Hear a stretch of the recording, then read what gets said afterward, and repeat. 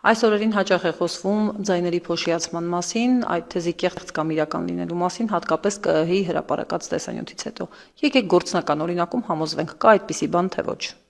Հայաստանի Հանրապետության օրենսդրության համաձայն ազգային ժողովը պետք է ունենա նվազագույնը 101 պատգամավոր։ Սա նշանակում է, որ ընտրությունների ժամանակ անցողիկ շեմը հաղթահարած ուժերի միջև պետք է բաշխվի 101 մանդատ։ Եկեք մի պարզ վարժության օրինակով ցույց տամ, ինչ է նշանակում փոշիացում եւ ինչպես են բաշխվում մանդատները։ Ենթադրենք ազգային ժողովի ընտրություններին մասնակցում է 100 մարդ, եւ այդ 100 մարդուց 40-ը իր ձայնը տվել է առաջին ուժին։ Հա? Եկեք պատկերացնենք։ Եվ երկրորդ ուժին այդ 100 մարդուց իր ձայնը տվել է 20 մարդ եւ եւս երրորդ ուժին, այսպես եւս 10 ձայն գնացել է երրորդ ուժին։ Հա, այսքան ուժեր են 3 ուժ է հաղթահարել անցողիկ շեմը։ Ինչ է լինում 30 ձայնի հետ, դրանք տրվել են փոքր կուսակցություններին 1%, 2.5%, 3.5% տարբեր համամասնություններով, նրանք չեն հաղթահարել անցողիկ շեմը։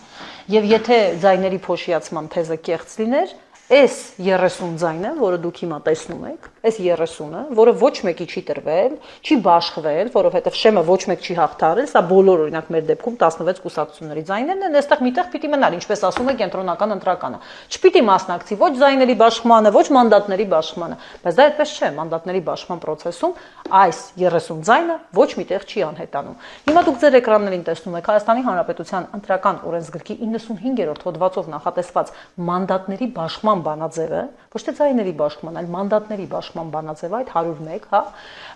ուրեմն մանդատի բաշխման բանաձևը, որտեղ այս 70-ը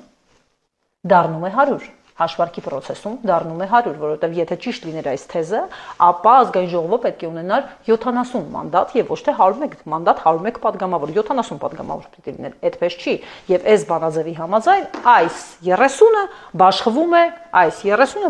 այս ուժերի միջև։ Չի բաշխվում հավասարապես, բաշխվում է անհամաչափ եւ 40 ձայն ստացածը ստանում է ահռելի տոկոս, բանաձևի համաձայն շուրջ 18 ձայն, 9 ձայն մոտ այսպես ստանում է այս մի ուժը եւ 4 մանդատ էլ ստանում է այս մի ուժը։ Այս ամենի արդյունքում բանաձևի հաշվարկով իրենք ստանում են 18 լրացուցիչ մանդատ, իրենք ստանում են 9 լրացուցիչ մանդատ եւ արդյունքում 58, 29 եւ 4 մանդատ էլ իրենք 14 ձայն։ Սա է իրականությունը, սա է ձայների փոշիացումը,